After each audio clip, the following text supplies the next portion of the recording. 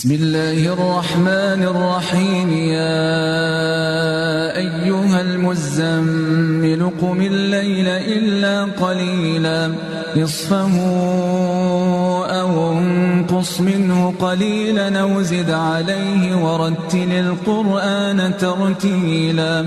إنا سنلقي عليك قولا ثقيلا إن ناشئة الليل هي أشد وطئا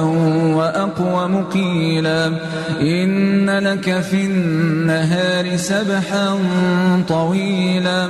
واذكر اسم ربك وتبتل إليه تبتيلا رب المشرق والمغرب لا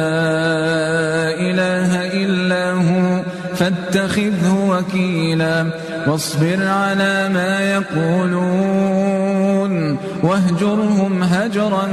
جميلا